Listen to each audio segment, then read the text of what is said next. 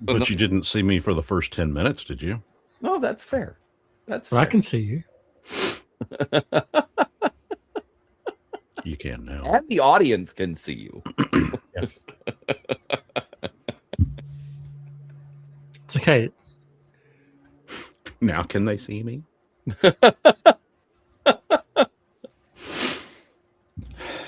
It's okay. Nobody's watching.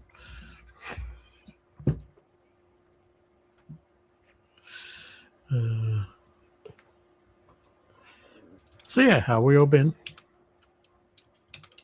I'm just trying to stay warm.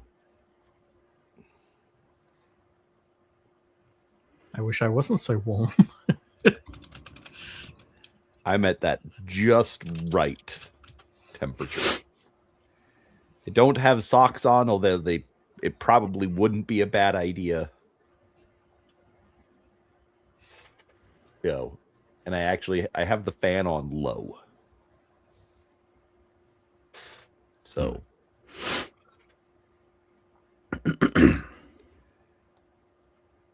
it's not so bad. Talk to me again in July. Especially, oh my gosh, I am not excited. Because when I moved the office up to this room, like almost immediately I'm like, oh, this is much warmer than I was expecting. And all of those times that my son was complaining about how hot his room was, and I just told him he was overreacting. Wow. I might have been wrong. That's so unlike you being wrong. It is. It really is.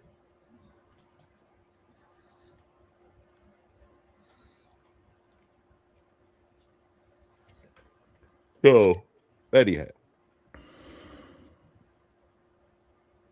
So we'll see what happens in July. I might complain as much as Seraphis does. I've stopped complaining. It's the virtue of youth to complain.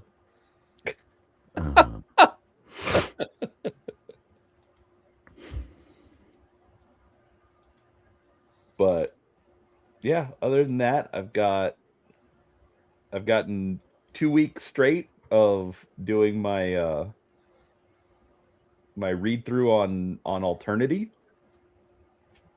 Got week 3 coming up. I mean, I only do it 3 days a week, but still. It's only 3 days a week. Yeah, but getting me in that routine is what can be difficult. So, of course, my sleep has been an absolute unmitigated disaster, which is always fun.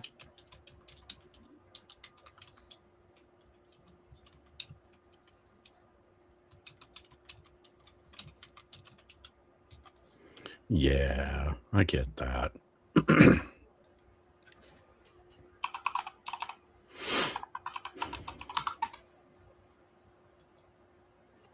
But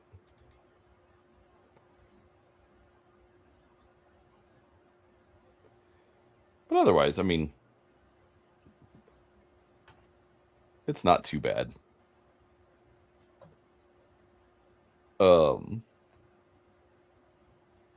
Wiki's actually kind of blew up this weekend. Oh, yeah? Yeah. I need to take a look and see what you've got posted. It was the Scott Adams video. Because he died this week. So,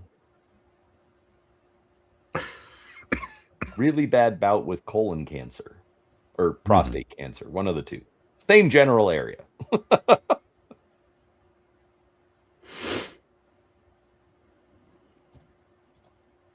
But it was also kind of crazy because they're like they literally announced one day, oh, Scott Adams has been moved to hospice.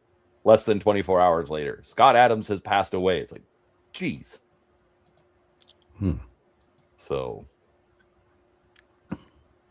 interesting character.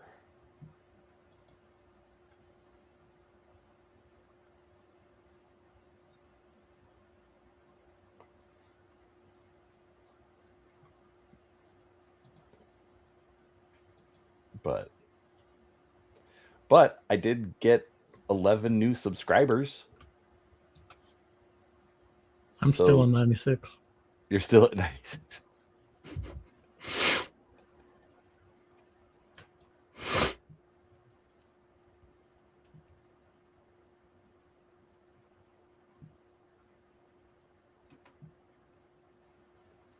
You know, after this stream ends, you could add us as collaborators. And then that way, when it finishes processing, it'll show as, and it shows as published, then it'll pop up in our feeds as well. Will it? Yes. I'm so glad we didn't go over this last week. Did we? I don't know. Whatever. Yes.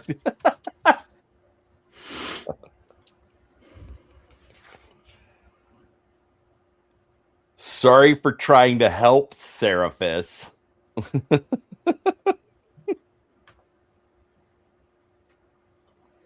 Yeah, how dare you?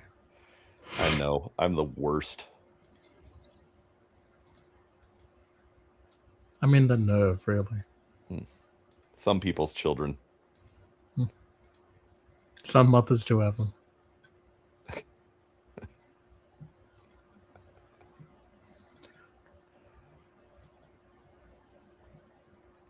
I liked your villains as heroes concept, Brian. Wait till Monday. I did see that was coming up. That's going to be a fun one.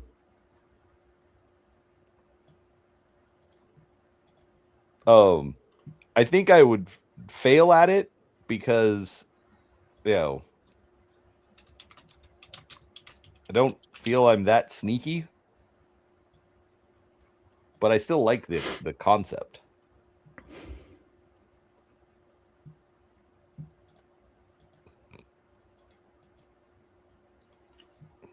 And I know I would get suckered in.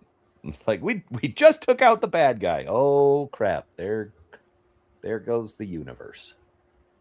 Bad guy was really not the bad guy. We were.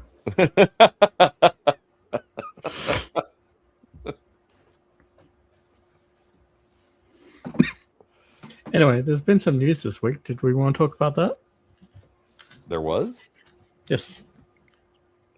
I mean, Trump hasn't invaded anyone yet. I assume you meant gaming. Come on, that was a little funny. No, funny is that Germany is now on the Allies side of this conflict, and America's on the, let's call it Axis.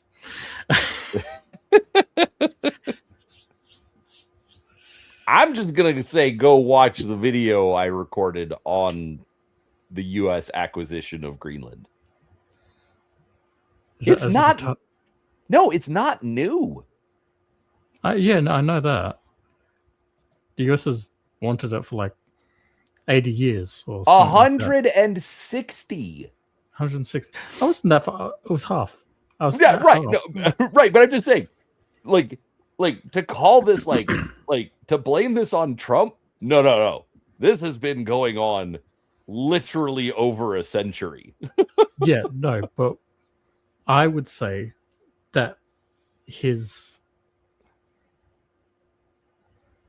current rhetoric is more retarded than in the past, though. Then you haven't paid attention to him, because Trump, if you notice how he does things, there's always the big ask. Always. Yeah, and the rest of the world's getting really fed up with it. No, but it's standard negotiation.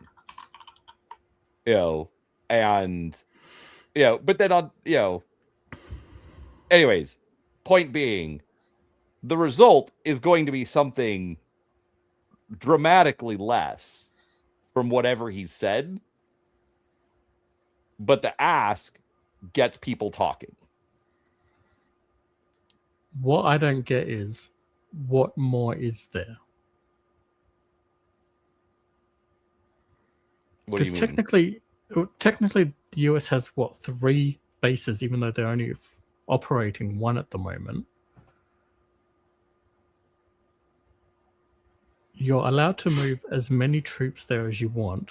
You're allowed to build the bases up, as far as I can tell, via the last treaty or whatever that was. It seems like it's got nothing to do with security. No, okay. Again, from what I've read, it does have to do with security as far as because essentially Greenland is positioned between North America and Europe.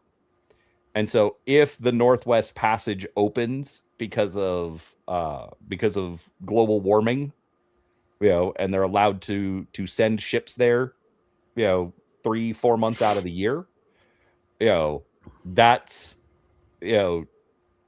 essentially that's a giant permanent aircraft carrier, in order to protect that area.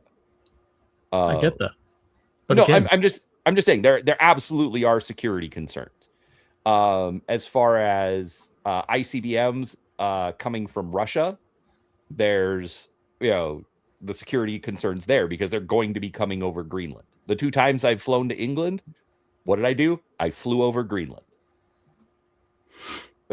So there absolutely are security concerns. And even if a treaty allows something, there's still the argument is like, why are you doing this? Oh, why do you have to do this? Oh, we didn't approve this, blah blah blah. And so you're having to negotiate and push and try, and it's okay, we're trying to set this up. No, we don't want you to do that, because Greenland or EU laws, don't allow that. It's like, well, this is what we're trying to do here. So there's a lot of concerns. There's the natural resources concerns. There's all sorts of stuff that it's absolutely complicated. And I'm not even saying Trump's right for trying to do it. I'm not saying that Europe's right for trying to stop it. I'm just saying it isn't as black and white as Trump bad, how dare he? So anyways,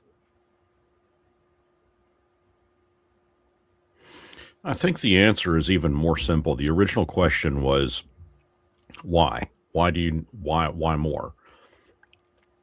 And the answer to that is extremely simple. Seraphis, Brian, how many Tales of Valiant books do you own? Or how many Mech Warrior books do you own?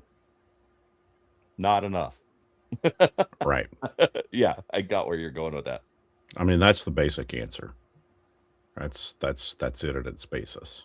Actually, yeah, I mean that's another thing. I mean, when you consider, the Louisiana Purchase, the purchase of Alaska, you could even say the purchase of the West from Mexico.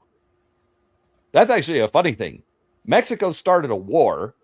We beat the ever-living tar out of them, and then said, we'd like this territory. We'll give you a whole bunch of money for it. Mexico's like, all right, done. We're broke anyways. So, but I mean, the point being, they are absolutely major points in American history. Regardless of what happens, it's like, oh, that was a big thing that expanded the United States. So that's another good point, Brian.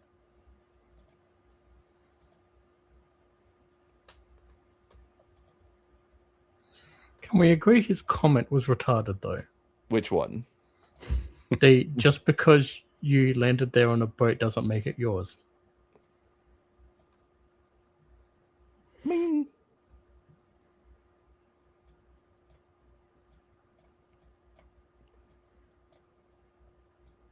he's not wrong. Pretty sure your native population would like to have a talk with him then. No, but it's no, because put it into the rest of the context. Just because you landed there doesn't make it yours. Taking it and holding it makes it yours. Put it into D&D terms. You find a keep out in the middle of the woods. And so you go in and you clear out all of the monsters. Okay, just because you showed up at the keep doesn't mean it's yours. Okay, but you kicked all the So now monsters. you're advocating for full out war. No. I'm just using. I'm just. Well, I mean, that's exactly what it is. What if those monsters, they own that castle? They think it's theirs. They built it. They built it up. They maintained it. Okay. Now you've got this group of people who think they're heroes, by the way, that go in and eradicate these so-called monsters. Right. Now who's the villain? Look, we already talked about your video, Brian. I'm just saying. I'm just saying. Look at how relevant it is. No, actually, that you know what? That is a good point. That absolutely is a good point. These monsters, they're not doing anything. They just built a castle. They're, having their farm. It's a bunch of goblins, perhaps, or orcs, whatever you want to call them. But I will also say that considering the history of the world, I mean, And Coca-Cola bottles. not sure how that applies. It's a movie. Are you talking The Gods Must Be Crazy? Yeah. Oh, that's because then they effectively they start a war over a Coca-Cola bottle. That's fair. Man, that's a deep cut. that is well, but I was also thinking it's like especially here in the US, we don't even do glass bottles hardly at all anymore. I wonder how many people would really even get that reference anymore. Probably not many.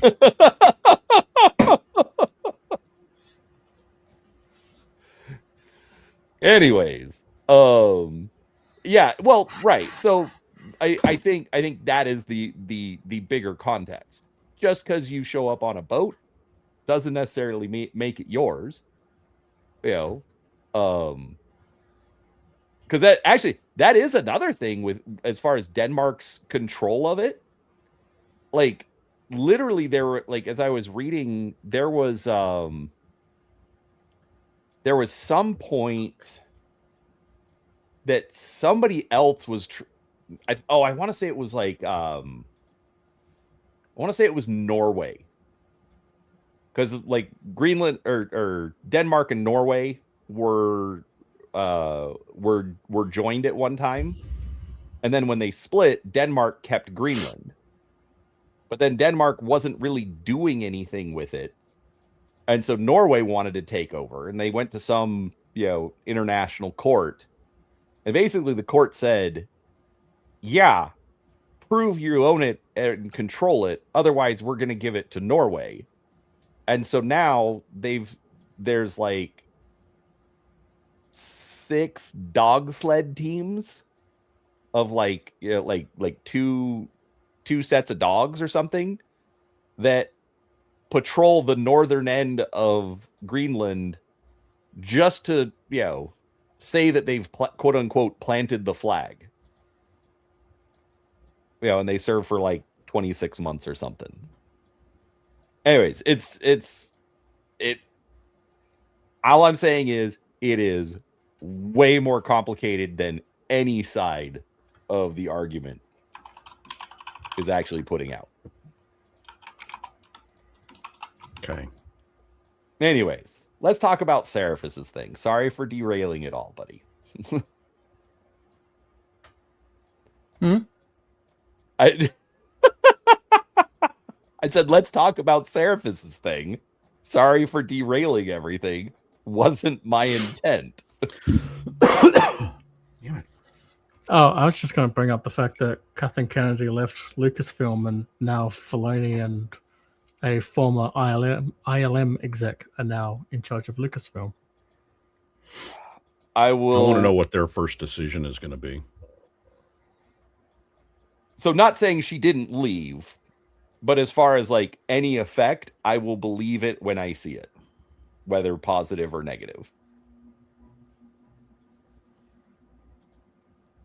So, because yeah, she's gone, but you know, How much influence did Kathleen have over the new Grogu movie, the whatever it's called?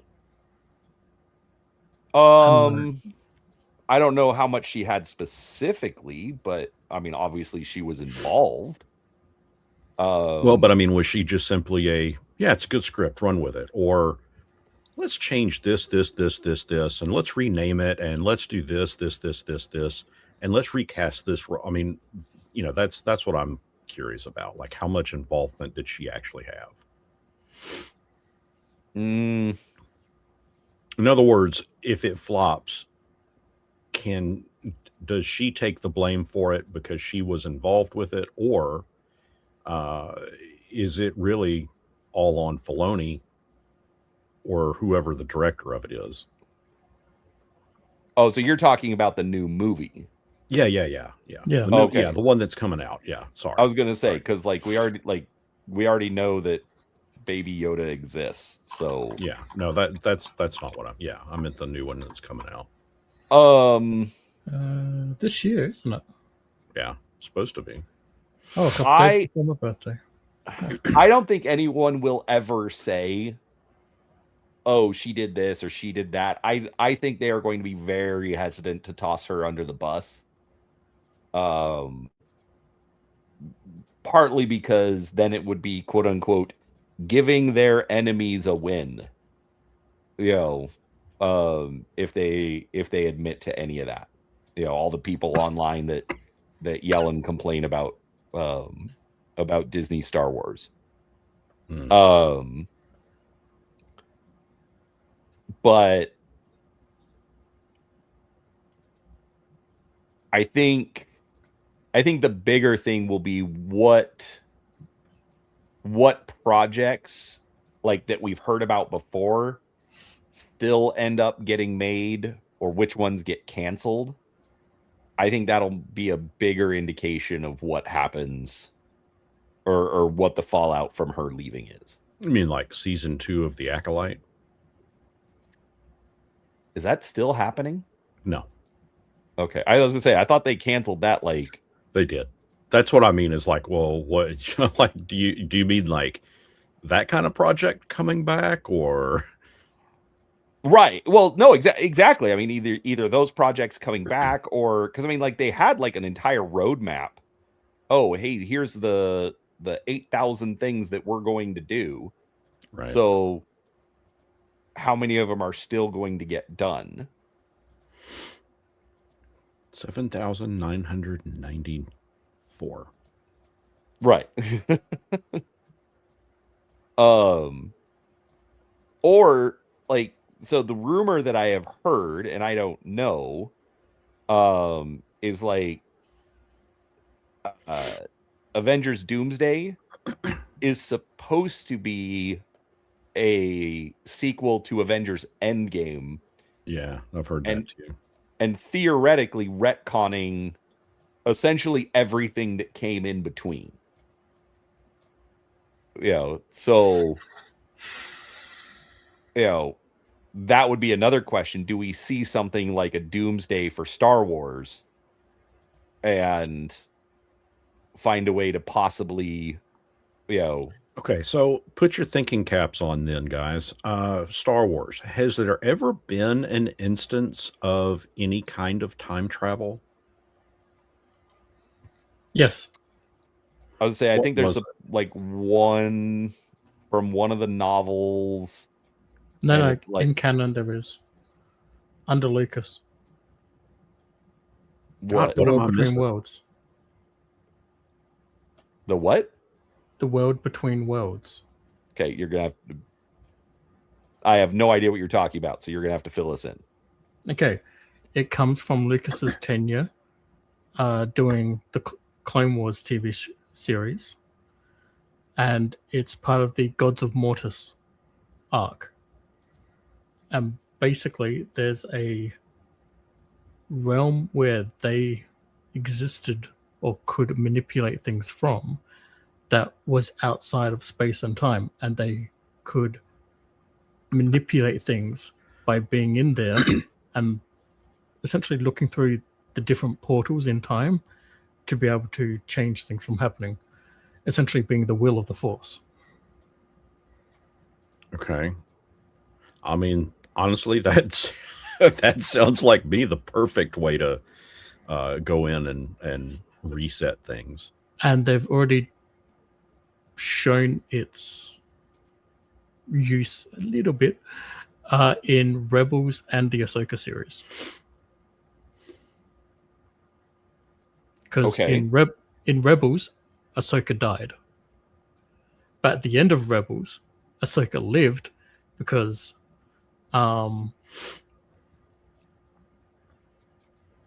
Ezra found a window to Ahsoka's fight with Darth Vader. And right as she was about to die, he pulled her into the world between worlds. So instead of dying then, she lived. And then he sent her back in the present to that same location. So that's why she was missing that whole time. So it kept the continuity. But that was for the events that happened in that time. If they do something during that movie, it will affect up to that time and change the future. Gotcha. Because remember, in The Rise of Skywalker, Ahsoka is dead.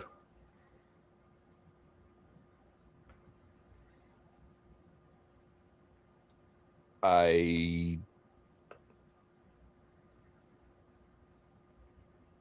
I mean, by the Rise of Skywalker, she should be dead anyways. No. Or at least really old. She should be older, yes. But they live for... Tarugas live for like 160 years or something. She was younger than Anakin, wasn't she? Yes, she was. Anakin's still around. I mean, technically still alive. Or no, not in Rise of Skywalker. He's not. Yeah, Rise of Skywalker is like 30 years past. Yeah. Return of the Jedi. So. Right. Mon Mothra in that case. Yeah. Well, I actually, you know what? I just thought of something. Yep. That might also indicate a shift. Disneyland and Disney World, they're changing up Galaxy's Edge. So when they proposed it, it was originally proposed as, original series Star Wars. And this is actually something that Kathleen Kennedy did insist on, is she's like, no, it needs to be off of the new movies. And so they have Kylo Ren and First Order Stormtroopers and all that kind of stuff walking around. I'm just saying, I'll be honest, it actually has a good Star Wars feel. There are some complaints about it, but it looks and feels like Star Wars. So not going to complain about that. Anyways, they're changing it up so that one portion of Star Wars land is going to be the Disney movies, and another portion is going to focus on the original trilogy. So it'll have Darth Vader and Imperial Stormtroopers and all that kind of stuff, and then they'll keep Kylo Ren and First Order Stormtroopers on the other side. So where's our Clone Boys?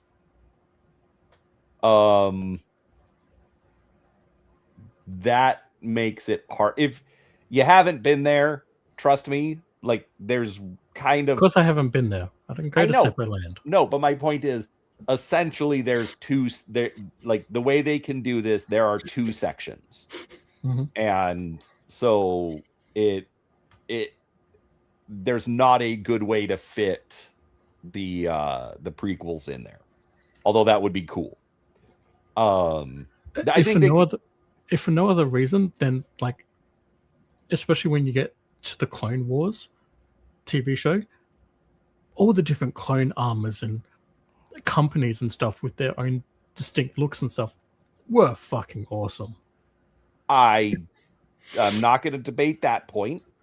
It's Or just the ARC troopers. Come on. I'm just saying it's like from a park perspective that would be hard to stick in. But bringing this all back around, why I'm mentioning it is Kathleen I want to Kennedy. clip that part just for you saying it'd be hard to stick in that part. Yeah, well, but Kathleen Kennedy was the one that pushed for Disney Star Wars being the focus of Star Wars Land, and they're now trying to, quote unquote, fix that and bring in some of the classic Star Wars stuff. So, which is also kind of easy to do because, like, if you go, they essentially have a full scale Millennium Falcon just sitting in the middle of the park. And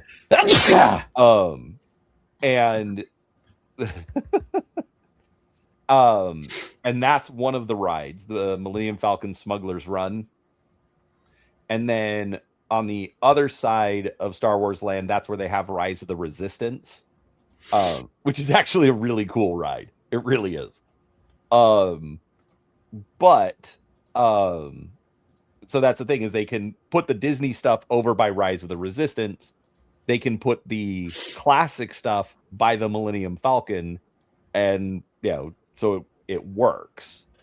And then they could probably expand the land a little bit. Supposedly there was supposed to be like a third ride in there, and so they could technically do that and do make sort of like an expanded area where they do like the prequel movies. But again, point being, Kathleen Kennedy was the one that pushed for Disney Star Wars to be the focus, and they're already watering that down. So, is that going to spin over into the movies and everything else as well? I don't think that we're going to see a change with the Mandalorian and Grogu movie. I think it's still going to have the... Well, that's too far along. Huh? If that's coming out in the next 6 months, that's quote unquote done. Yeah, that was going to be my point. Would have to wait for something that hasn't started production yet, really. But see, I've heard a lot of stuff that the chick from ILM was one of Kennedy's acolytes. But I feel like it's going to have to be a wait and see, because she did come from ILM. ILM was very much a different culture over there. And it would be interesting to see, does Lucasfilm, with their next project that, she's overseeing, is that going to live up to the type of shit that George Lucas would have done? Like pushing the boundaries of new effects, pushing the boundaries of new technology, that kind of stuff. Well, but I'll be honest, I don't give Lucas a whole lot of credit either.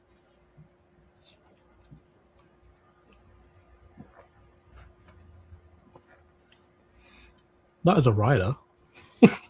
Definitely not as a writer. And the funny thing is, I don't give him a lot of credit as a director either. Well, no. I mean, fucking look at the prequels. Actually, the prequels are my biggest argument, but I will give him credit as an idea guy and as a manager and somebody who could absolutely manage a brand. Because I don't care that he made Willow, but this is always the argument that I use. Okay, so let's take two directors that are friends and that are essentially contemporaries. Okay, I'm not sure if I've given you this example before, but the way you're smiling, I think you might know where I'm going with this. I don't know whether you have or not. I can't remember whether you have or not either. I know exactly who you're talking about, though, and everyone without the brain cell could have immediately guessed. Who? Lucas and Hey. Spielberg. Yes, Lucas and Spielberg, almost contemporaries. I think Spielberg might have gotten started a few years before Lucas did, but As a director, I think Lucas started first. well, point being, my brain wants to say Spielberg was first, but regardless, they're within 5 years of each other. Oh yeah. For all intents and purposes, they started at the same time. Yeah. Okay. Spielberg did Jaws, did all sorts of stuff, and just kept hitting it big, and kept making movies, and kept working and refining the craft. Lucas, I did American Graffiti, did, and then I think it was American Graffiti, a couple others, and then did Star Wars. You know, I've actually heard that like the original script for Star Wars was absolute trash. They have actually made that into a comic omnibus called The Star Wars. I have not heard of this. It's interesting. Yeah, okay, interesting, meaning this is trash. You can see where he was going with it, but let's be honest. There's a reason it didn't get made. It is full of ideas that clearly have inspired Star Wars since then. But that original story, as it is compacted into that, is kind of all over Trash? the place. I don't want to say trash, because trash would imply that you just throw it out. You That's could fair. pull all the pages apart and make a lot of that functioning in separate ways. But as a thing together, yes, it sucked ass. So, anyways, but so he made Star Wars, which people like. I mean, it's fun. But of the original trilogy, the royal everyone, what do they say is the best Star Wars movie? Return of the Jedi. Okay, you're an idiot. Empire. Right. Everybody says Empire. Okay. Who wrote Empire? Not Lucas. Probably Lucas didn't do Jedi either. Right. He didn't do Jedi. And I know he was involved in directing, but even then, he's still not listed as the director for Jedi. No. You know, he's not listed as the director for Empire. And as far as I know, he might have directed one or two other things after the original trilogy. Did he do the Ewok movies?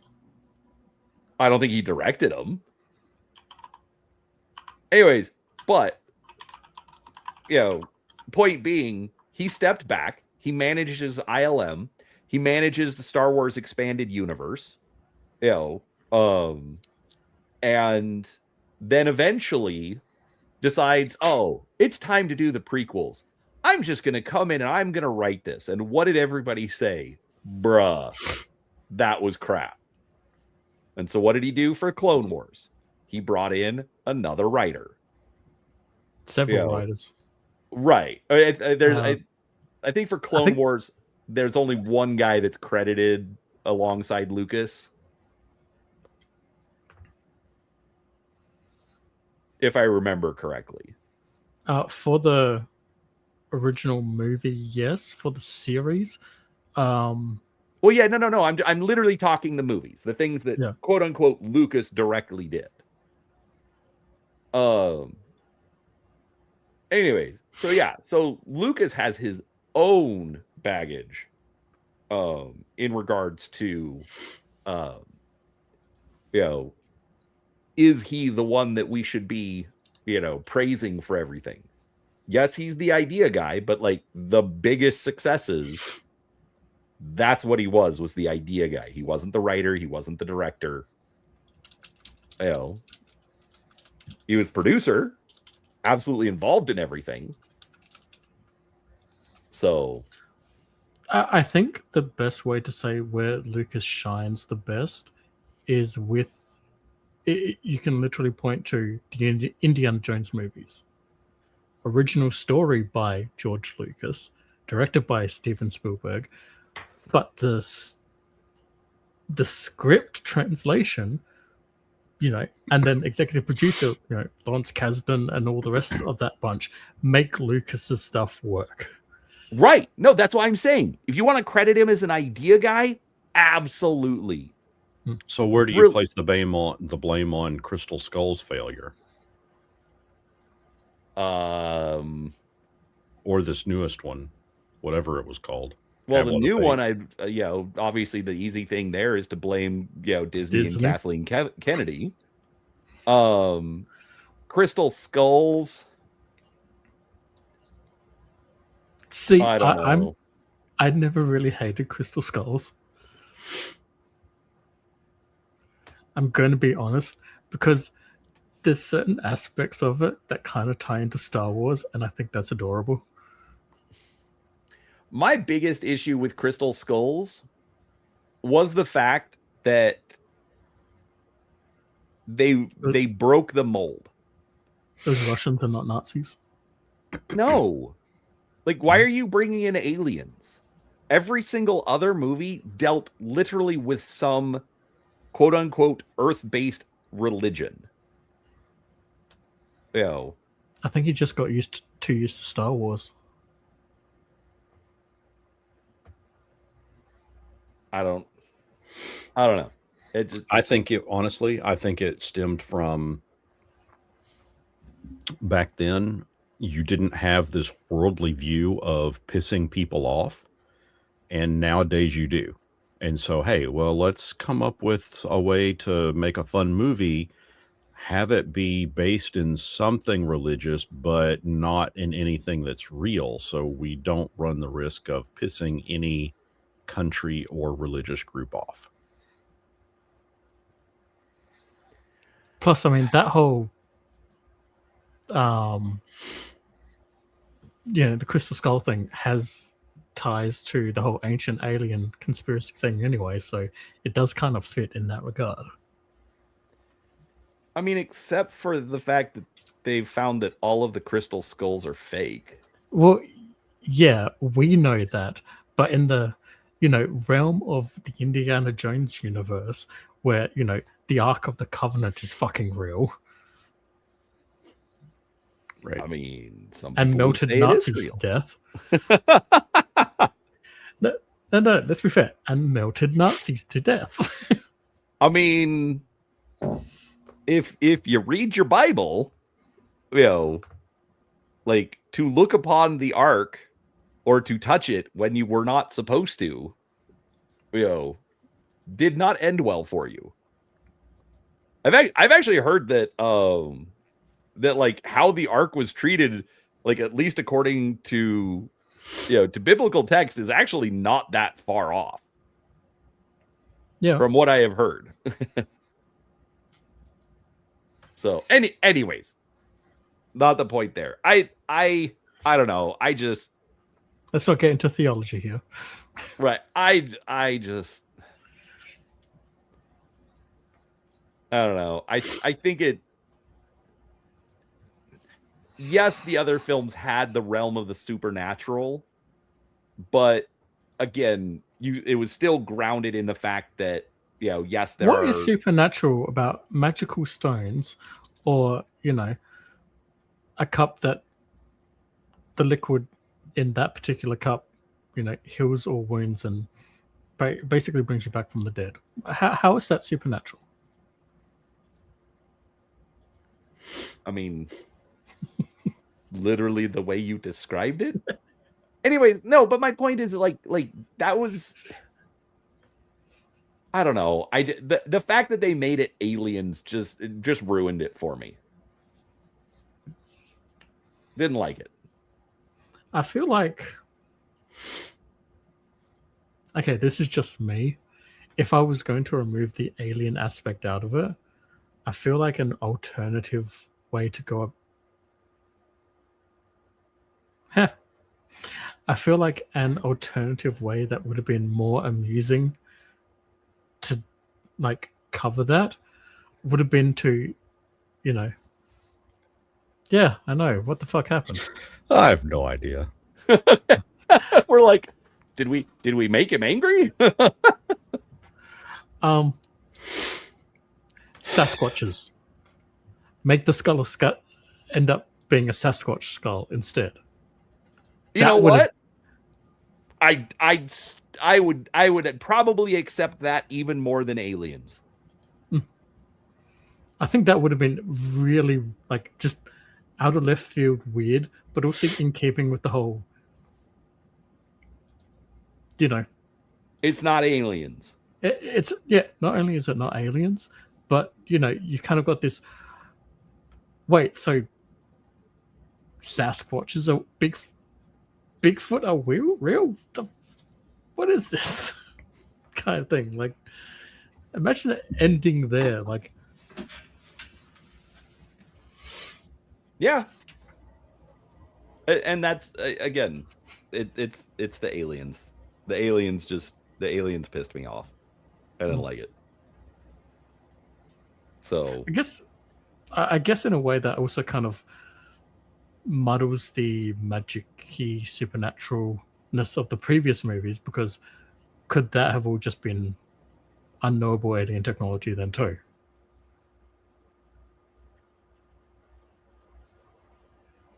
by including the aliens, well then yeah. Yeah. I had never really thought about it that way. Oh, I immediately thought about that after the Crystal Skull movie ended. I was like, I wonder if that means like the Ark of the Covenant, the stones in India, the cup of the Holy Grail. Is that all just alien stuff too now? Yeah, see, there's another, like, again, never thought of that myself, but again, there's another way that it breaks the setting as opposed to, you know, having okay.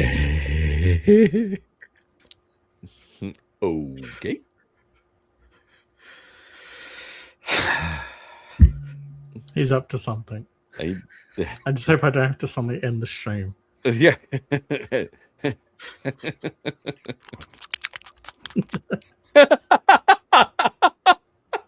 Okay, I don't know if I can be friends with Brian anymore.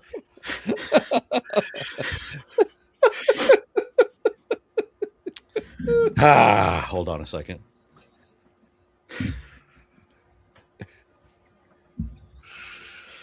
I just got some coffee. I don't know what you're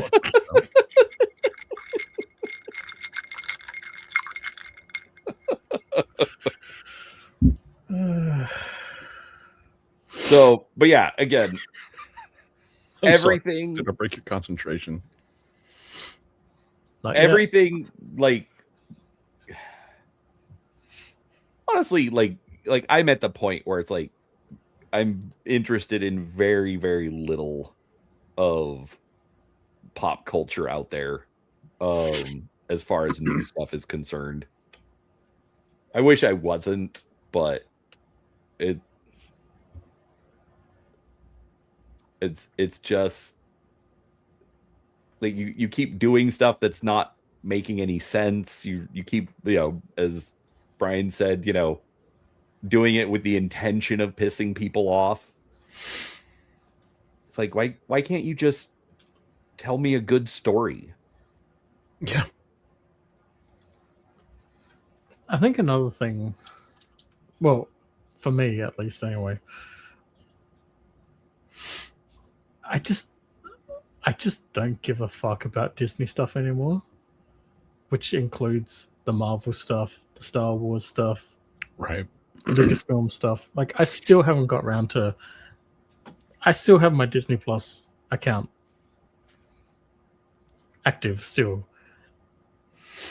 I watch Macross on there. The kids watch Spider-Man stuff on there. I haven't gotten around to watching the that last Indiana Jones movie. Tablet Neither of do Fate. Huh? The Tablet of Fate. The newest one. Yeah, whatever that was called. I thought it was Tablet of Fate. If they've come out with a newer one than that, I don't know. No, that might be it, but just that's how little I cared, is because I don't even remember the name. Or Dial of Destiny. I mean, that's what I mean. Dial of Destiny. Yeah, that one. Dial of Destiny. Yeah, I can go watch it right now, and I still haven't, because I just it was not bad, but I get exactly what you mean. It's you're not. It's not from a lack of interest in the brand of the Indiana Jones brand. It's a lack of interest in what other shite has Disney pushed out there now. What's the agenda that they're trying to subvert to everybody? Yeah, like, and again, from a non-American, it's always the same socio-political American crap. Mm-hmm. We just don't give a fuck. Right. And so it's just the problem, Seraphis, is that a lot of Americans don't give a crap either. Right. And that's why, like literally, like, do you know why Disney owns Marvel and Star Wars? probably, but I removed that since because I don't care anymore. When you think Disney, like honestly, just think Disney. Yes. What do you think of? Mickey What Mouse. No. Princesses. Yes, that's females, but princesses. What are they known for? The princess movies. Snow White, Sleeping Beauty, Cinderella, Little Mermaid, Brave. Brave. I'm trying to stick with like the classic ones, but again, what are they known for? They're known for the princesses. Yeah, right. Even in Aladdin, who like they push Jasmine all over the place. It's always the princesses. Okay. Well, essentially that means that your brand, which is technically supposed to be for everyone, and I mean I think Disney did try to do that. That's why you have Peter Pan and Aristocrats and the Rescuers and all that kind of stuff. Aladdin, 101 Dalmatians, etc. All this stuff. It's like he wasn't trying to go for princesses, but that's what they were known for. So they literally bought Disney or Star Wars and Star Wars because they were already involved with it, and Lucas wanted to get rid of it, and Marvel because, hey, these are huge boy brands, and so we can expand our reach and be pulling in more boys to our products. And they did it right at the time that everybody said, nope, boys are horrible. Sure, but even then, Stitch is technically a side character.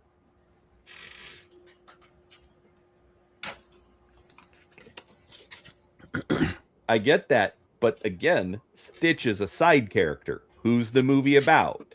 It's about Lilo. And Stitch.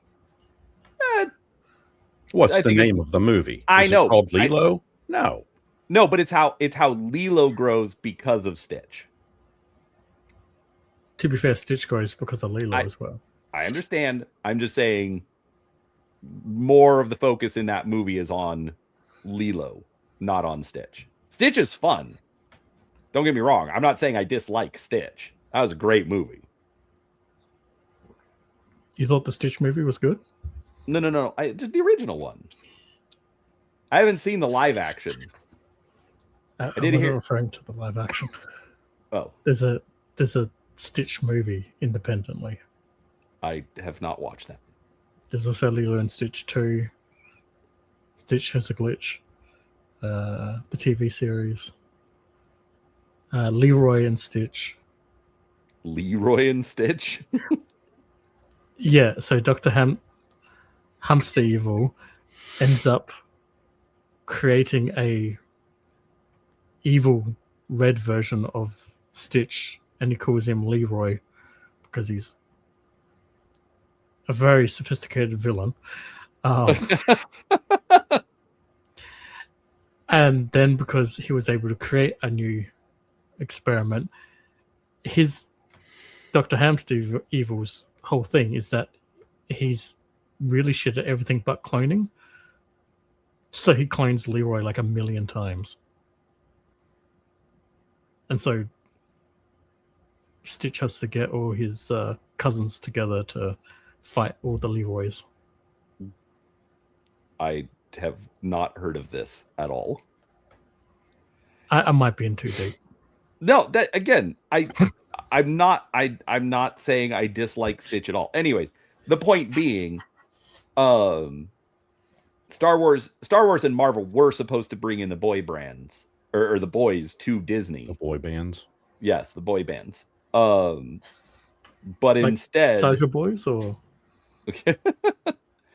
but instead they decided, oh nope, it's we're gonna give the girls a chance to be in charge of this.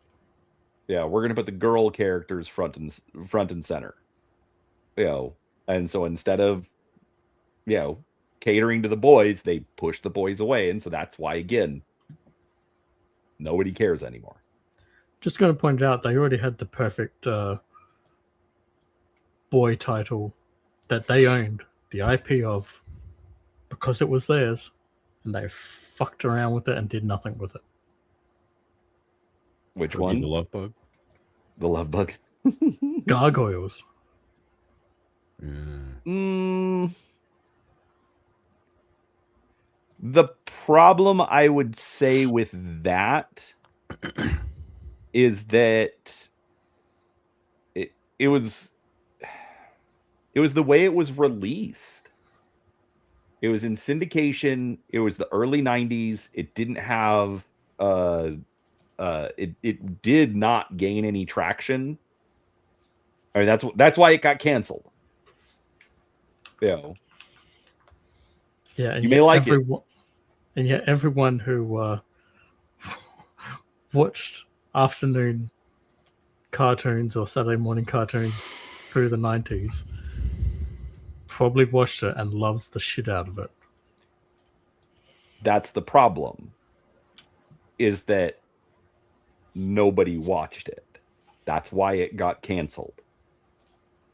DuckTales went for multiple seasons. Tailspin went for multiple seasons. Was on reruns for many years, even after it originally came out. Gargoyles did not pull the audience. I'm not saying it's bad. I'm not saying you don't like it. I'm saying that it didn't get that critical mass.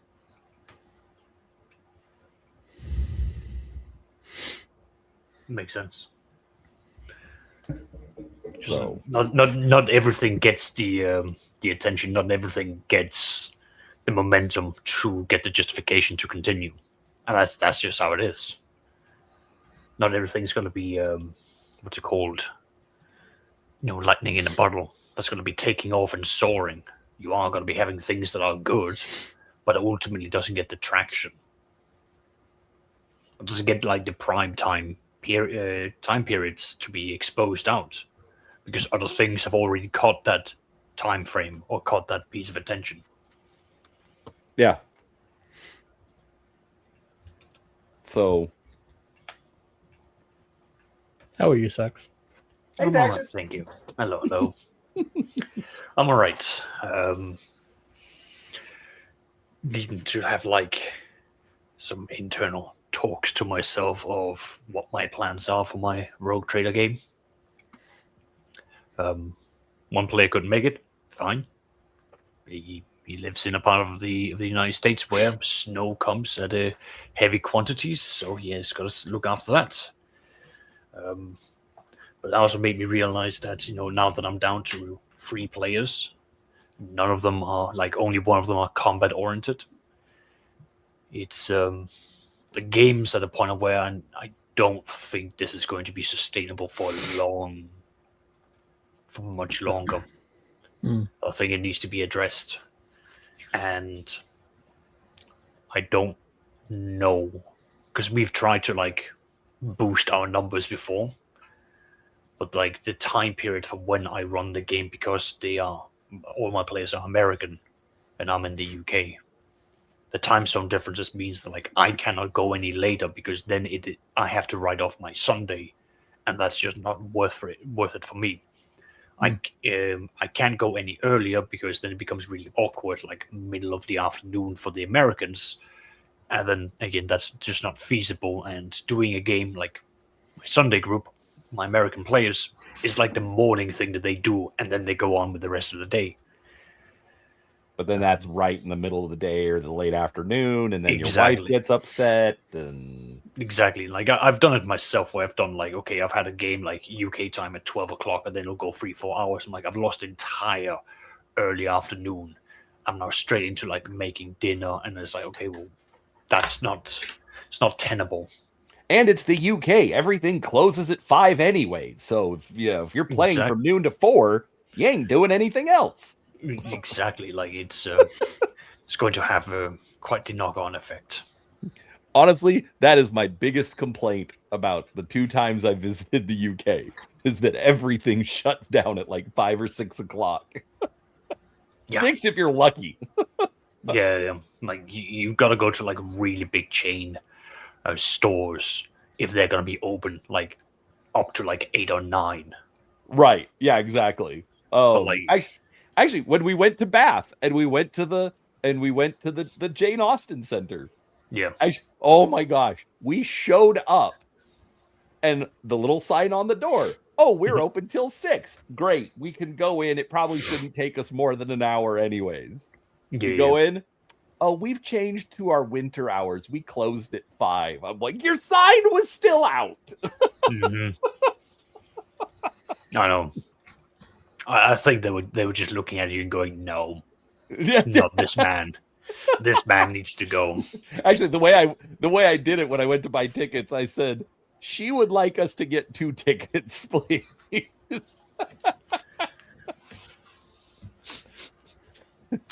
Incredible. Anyways. Anyway, but again, like how would you put it? Like the session I had yesterday, while we had fun, I tried to follow the rules as they were. I was like, okay, this is not working, because I have 2 players. None of them knows how to do void combat. So I now need to like quickly find out like how can I make this engaging for them.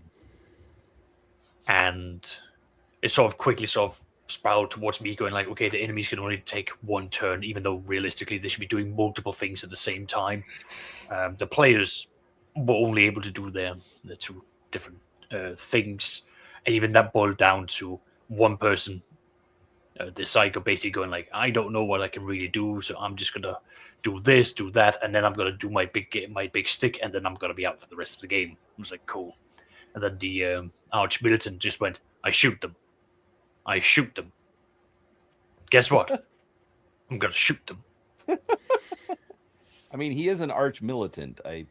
He's meant to be like this is literally his job, but the synergy of like having someone who goes like, we've got the scanners, we've calculated the trajectory, you now get a +5 bonus for this, we've got this, we've got that, and on top of all of that, I've then got 5 enemy ships. I have got 2 NPC ships for the players, and then 2 small like background ships that's also allied themselves with the players. So I was pretty much running the entire thing. I was just like all over the place. The tactics were just run into each other and shoot.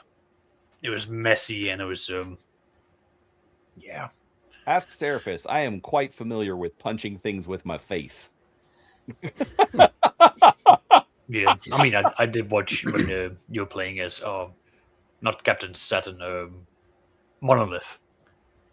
Judicious application of hard punches. I mean, so that's what Captain Saturn was. Or no, I wasn't Captain. No, Monolith. Monolith. Yeah, that's what Monolith was. He was. I know. Punch him in the face. You just punch once, punch hard, and problems tend to go away. So, yeah.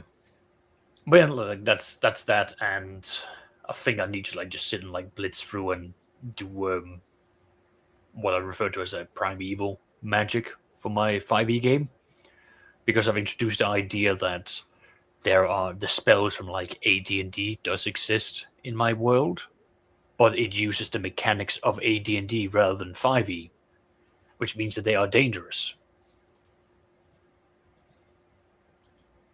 Okay. Oh, we switched games. Sorry, yeah, no, I can move it back to 40k if that's easier. No, that's fine. I'm like, oh, so he's adapting this to the 40k. You didn't tell us you were switching games. And Oh no, I've or got two groups that are ongoing. Plus, I've got another group that I'm gonna be. Oh, I need to wait till like Wednesday, and then I've got like 2 5e games and then 1 40k game. My 40k game, I probably need to basically sit down and go, right. For that group, I basically need to say, right, we need to have the next game. We're gonna have to sit down and go, right, what's the plan? Because here are my concerns. We have a limit of individuals, and I am thinking that I might just need to like take a break to see if I can find any more, because having the game of like Warhammer, specifically Rogue Trader, is a game where you need the very least like 4 to 5 people, where there is a very clear hierarchy of like who is the captain, who is this, who is that. Like you need that dedicated crew to do that. And at the moment, I've got 3 players who are dedicated, but we've got the leadership has fallen upon the navigator, which isn't bad, but it does open a can of worms that every time that the players have to go and go, hey, I'm the leader of this Rogue Trader dynasty. They all look at them and go, but you're a navigator. It's like, yes.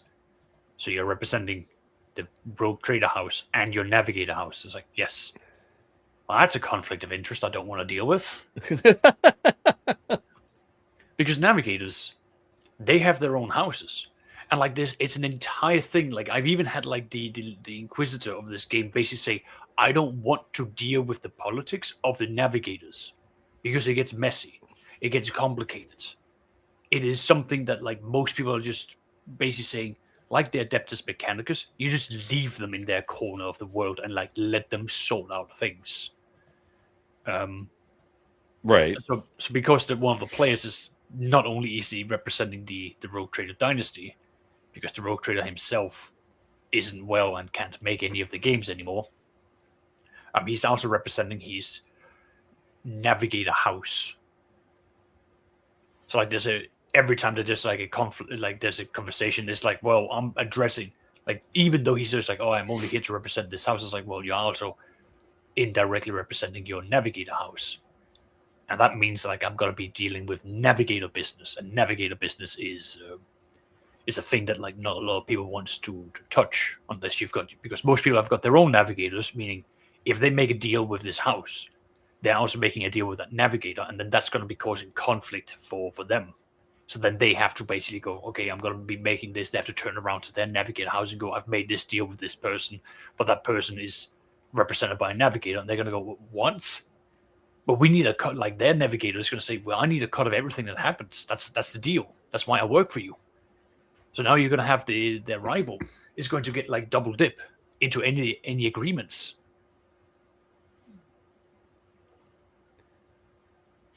Yeah, I think go on.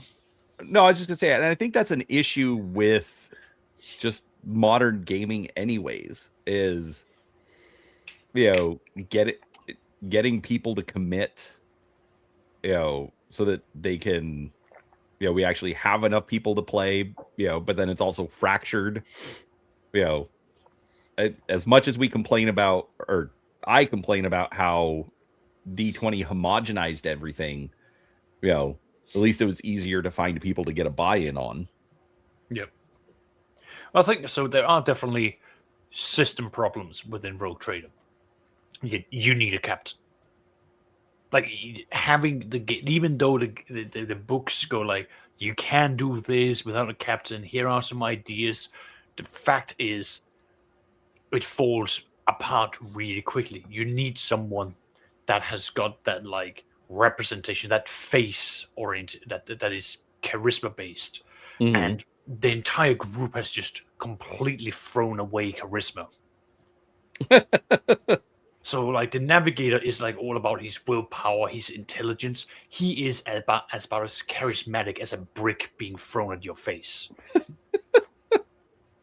The arch militant has got no charisma, no intelligence. He is a blunt instrument that is applied with extreme prejudice. And then that leaves the astropath, who is a psycho, who is feared and hated by the majority of the people. They don't need to have any form of charisma because they just go around and do their wizardy things. All the face NPCs are NPCs. And I've gotten to the point of where I've got like 5 NPCs. Some of them are handed over from players who've left the game. And I've gone, well, I don't want to run the entire ship. But it's gotten to that point. Right. But again, like, so I mean, in my specific case, as we discussed, the time awkwardness meant that I can't really find people. So from America's point of view, from the people who play in America, it's late afternoon. You've got to go that, and then you go into early evening. So you've got to be willing to say, like, okay, I do everything up until this point, and then this stage on into the early evening, I'm playing in this game. Happy days. If that's not something that's convenient, which it won't be for a lot of people, you're probably not going to play. From the UK side, playing from 10 p.m. until 1 a.m. is not something that a lot of people want us to do. Well, nobody wants to do that, even in the United States. Yeah, so Unless again, it's in person. Even in person, like in person, my real life group, yes, we will meet at like 6 o'clock. We might finish at like 10:30, sometimes even near midnight, if we have a really good game. But that's also because we go somewhere, we have dinner together as a group. We do a lot of socializing as a group. I mean, it's not just pure gaming. So that's what we do for that as a group. That's again. I mean, sorry, I'm just proving your point, Brian. Brian number 2. Right. That's how we should. That's how we should have. We should have number 1. We should have number 2. And No, we have Brian and we have coffee. For God's sake. he changes his name so often. I must just have a thick stack of like the name change applications right next to him. Yeah, yeah. Oh, you want to change your name? Fill this out in triplicate. We're playing Exactly. Paranoia now. Exactly. But so that's again. It's just a situation of. I'm in a case where player availability is hamstrung by the time period that I've more or less like built for myself. So I can't really do much about that. I think I'm leaning towards it might just be a case of saying this might just be it for that group.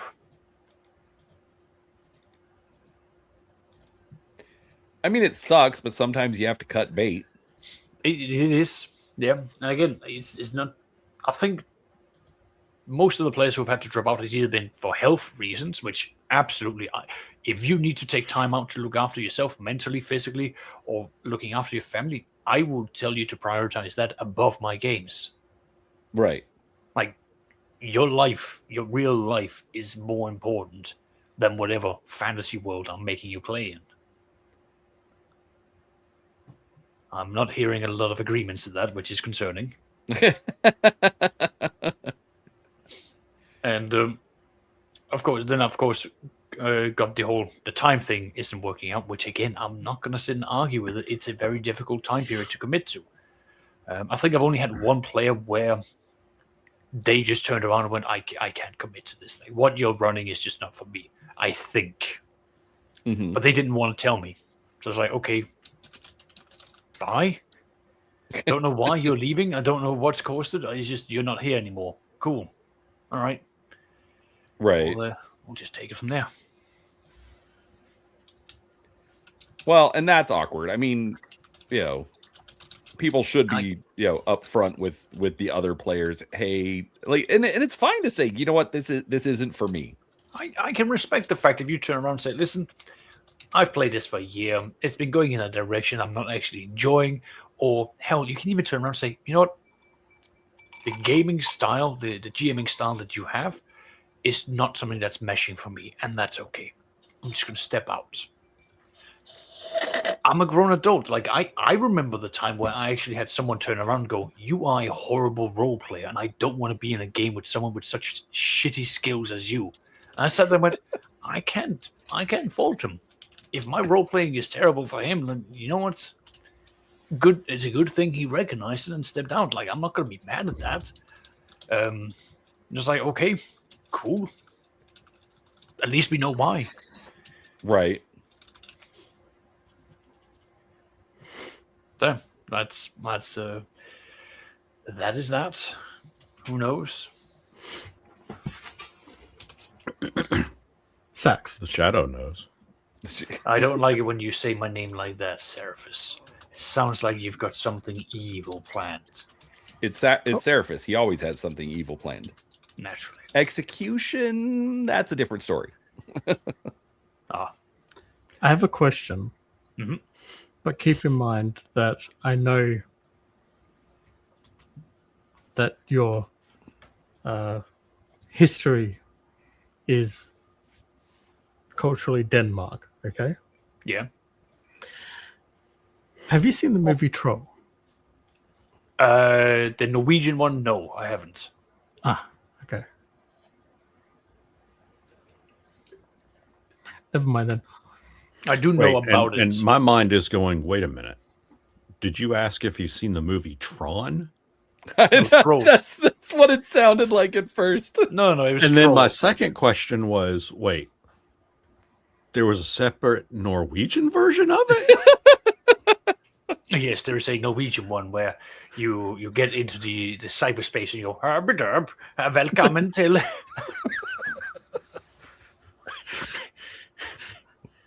Welcome to the green. Remember, out there are wolves and there are bears. There are the animal bears, not the human bears. There's a big distinction. I did watch, by the way, the latest Tron movie. Yeah, I did too. I don't want to talk about it. I don't. I haven't. I watched the previous one where they had Daft Punk. I was like, oh, I don't get the nostalgia. The only redeeming quality of this newest one is that they actually had Jeff Bridges in it, and he was not a CGI character. That is technically correct. The best kind of correct. Well, the previous one, Jeff Bridges' likeness was in it, but it was a CGI character. Yeah. Where he kind of played the evil guy. Yeah, And there was close. absolutely no connect. Anyway. Yeah, you're right. I don't want to talk about it either. Okay, separating it from Tron. Yeah, just taking it as its own thing. Was it any good? No. No. Okay. Out of 2 hours, I reckon I enjoyed about collectively 2 minutes of the movie. I mean, the stuff they showed of like the computer world escaping into the real world looked cool.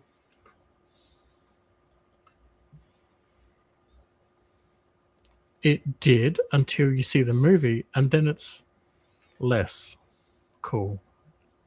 Well, that's Because disappointing. context changes it. That's fair. Look, I don't want to have to keep using the R word repeatedly, but my God, it was retarded a lot. And, okay. Game Masters. Are you an old school Tron fan? Yeah. Okay. How retarded was it Very. that the ENCOM system was not protected by a Tron program? A Master Tron yeah. program. Yeah. Instead, we have like an army of Anons. The fuck? The fuck is that? Not one Tron program. All this, and that would have been the original Tron program too. Because remember that's the original ENCOM system, just evolved up to this movie.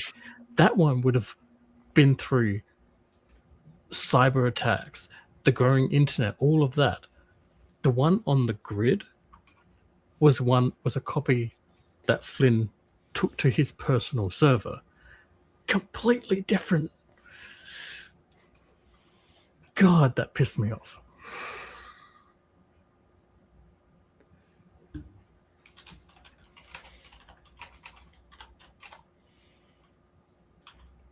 Anyway, yeah, I was just asking about Troll because I recently watched the sequel and was like gonna ask about like, you know, the Denmarky versions of like troll folklore and stuff, but Oh, it's quite different. Yeah. So the trolls that you see, like in that movie, like the Norwegian trolls are like that. They are big. They're like the mountainous. They're evil. Sometimes they can do magic. They're usually carnivorous. Wanting to go out and like eat humans. The ones in Sweden are more like, think of taking like hags and mixing them in with like these like very large troll-like creatures, not like D&D trolls, but like just they're more like hags, so to speak. They do a lot of magic. They can be a mix of like good. They can be a bit of evil. It really sort of depends. Mhm. The Danish ones are short, like woodland trolls, who are more like, we're just gonna play pranks on you, and if we like you, we are gonna do all of the hard work of the farm.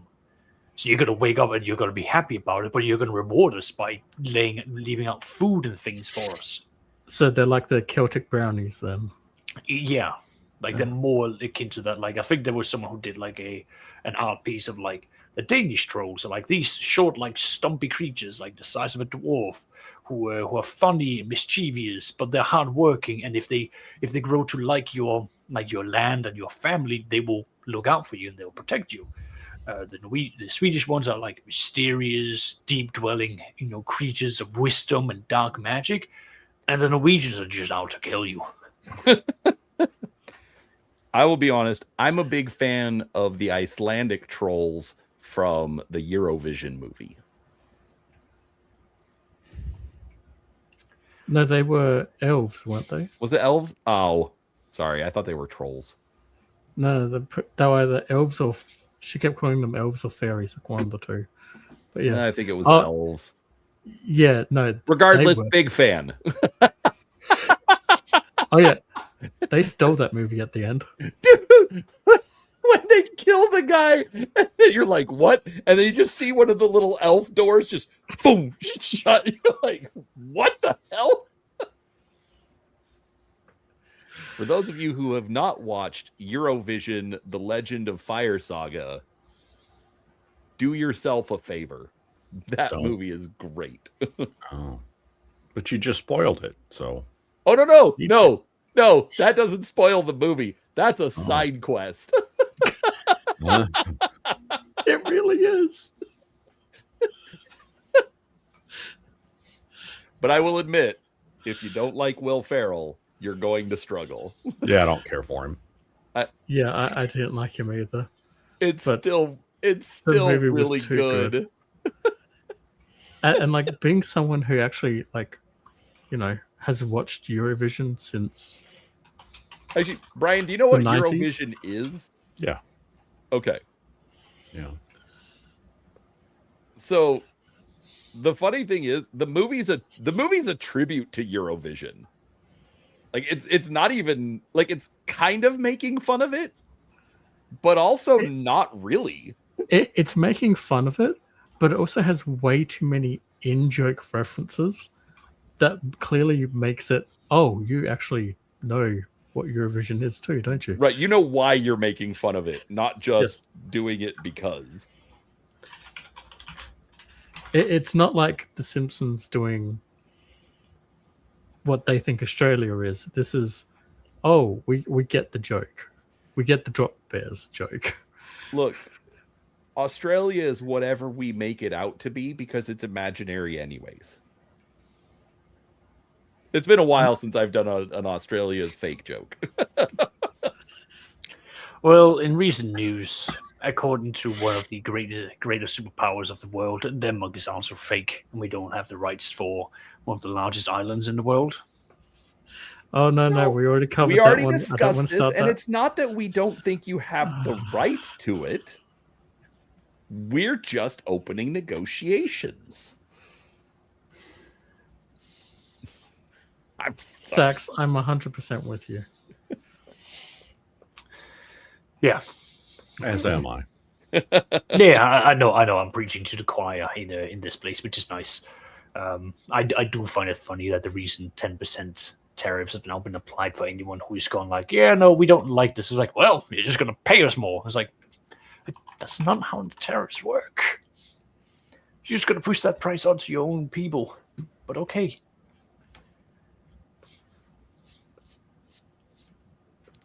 Look, the only real argument I made was it's complicated. Hey, listen, I have got no argument against that. It is complicated. Don't even want to go into. Anyway, that's not there. Should we go back to role playing? You brought it up. I did. I'm also realizing I should be the one that should be the person that puts in the effort and it brings us away from this. Because, yeah.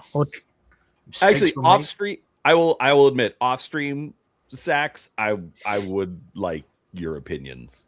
We can have that chat after stream where we don't have to annoy the audience. Yeah, no, that's fair. Well, Sax, do you have any opinion on, since we're covering things we've already done, do you have any opinion on Lucasfilm?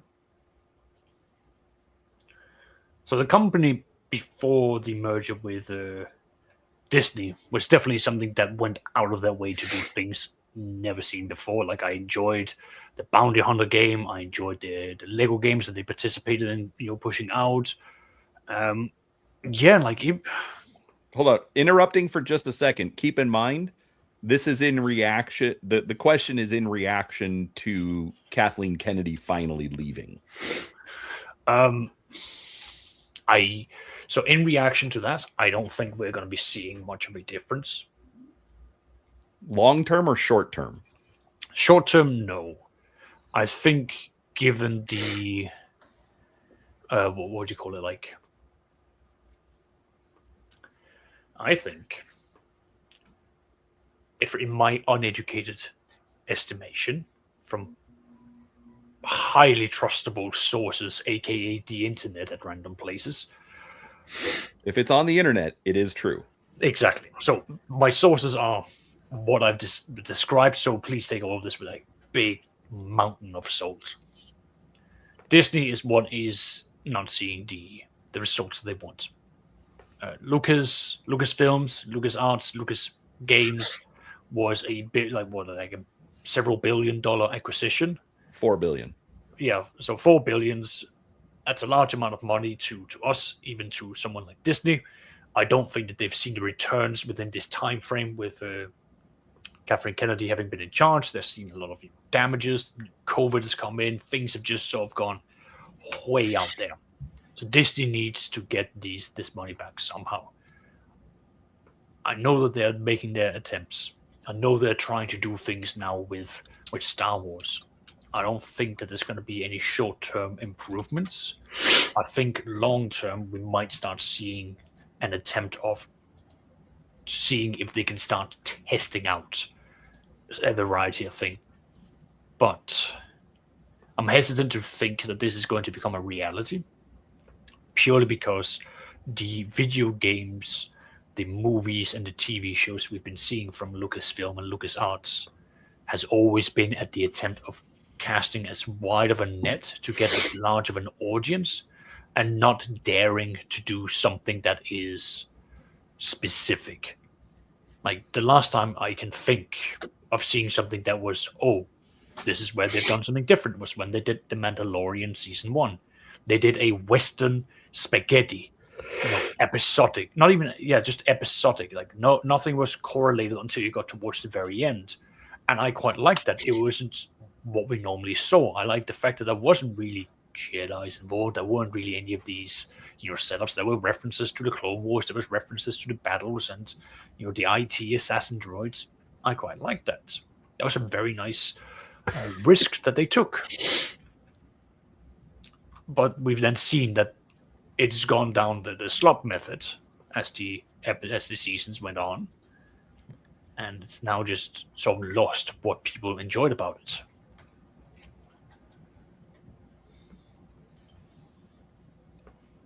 So the long and short of it is, I don't think anything's going to happen immediately.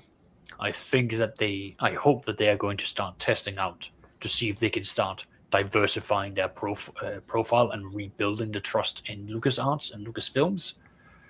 I have my strong doubts because the Disney overlord wants money, and their tried and tested methods is to still appeal for this wider audience or this family audience, which geographically from the West we are seeing that shrinking.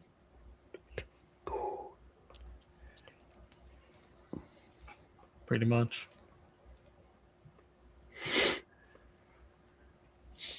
I think with that said, though, like if the quote unquote current end goal is let's make money,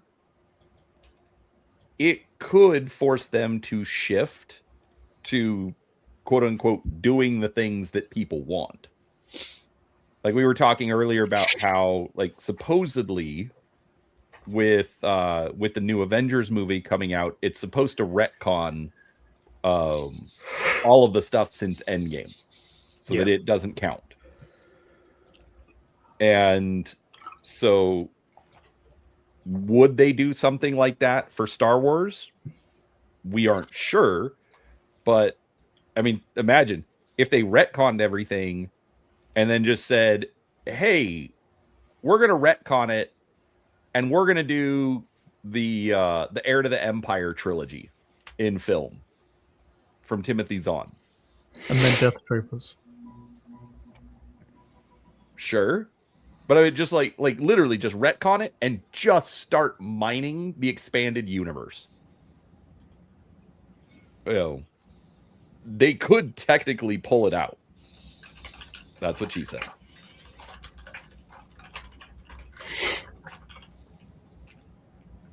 So which is it in? Hard to stick it in or pull it out? I mean, maybe both.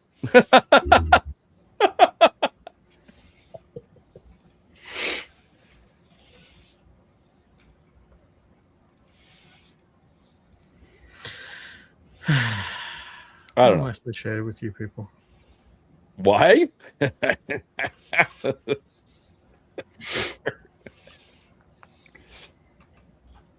just gonna leave that one right there.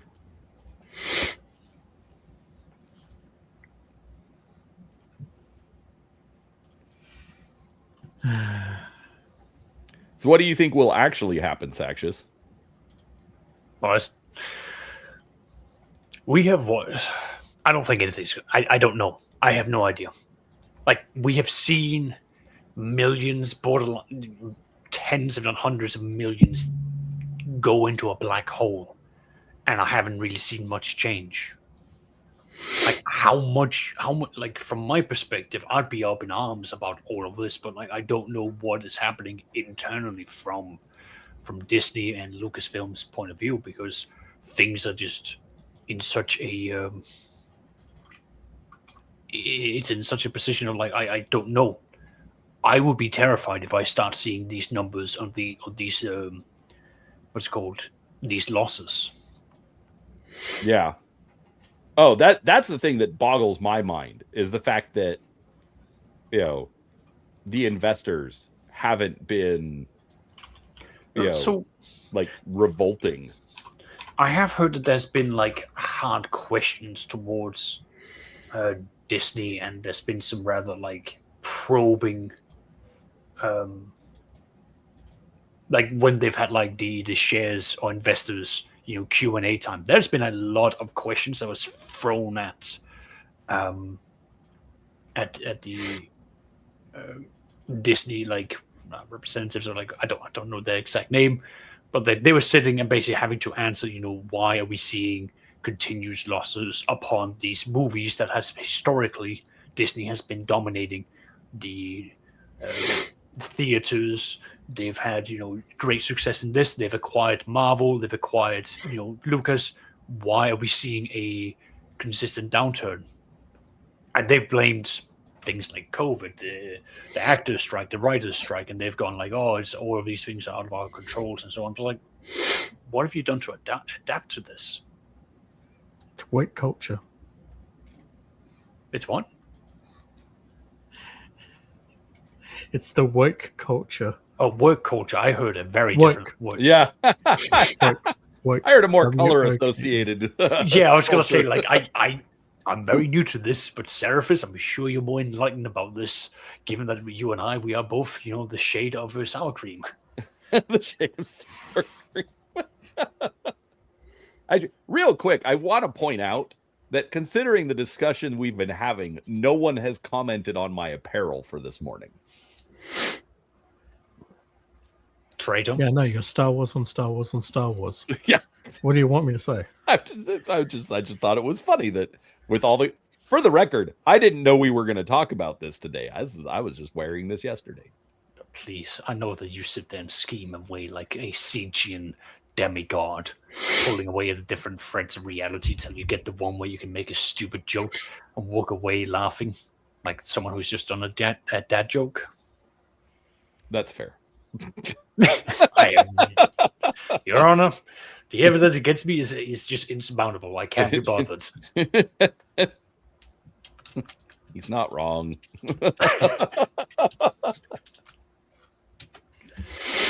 Oh, by the way, that is one of the funniest things that you say on your streams, by the way, Gur. Whenever you reply to "you're wrong," when you say "you're not wrong," Yeah, that cracks me up every time. He made his username that on purpose. I can imagine. You're wrong because you're right.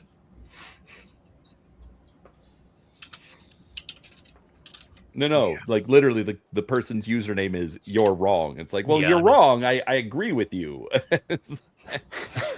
Oh! Yeah. To do a trip up. Anyway, so we can enjoy this lovely after conversation. Shall we end things now? Unless Can anyone do. else has anything to Yeah, absolutely talk can. about. I've said what I can really. Aside from that, a real life group's about to feel the pain of going in and fighting a coven of sea hags, which I'm looking forward to. Well, hags are always fun.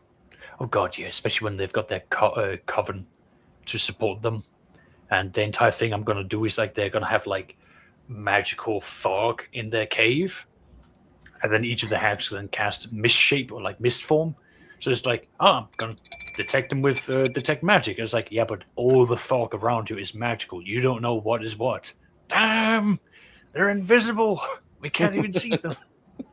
Actually, that's an interesting thing because TOV's Plays Guide 2 introduced the witch, and it has rules for a coven Yeah. for the witches. Do they sing? What's Is the she a joke here? witch if Why you she's got to not do this to singing? me?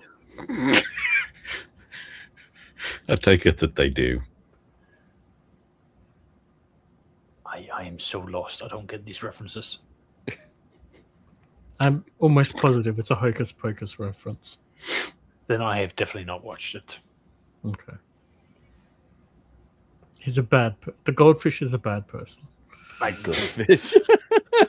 I mean, he swims around and forgets what he was talking about. Ah, jeez. Why the singing? Why? Just end it. Seraphis, pull the plug. Say goodbye to YouTube, and thank everyone that bothered to show up to show up again next week for more things that will make them question why they invest into this.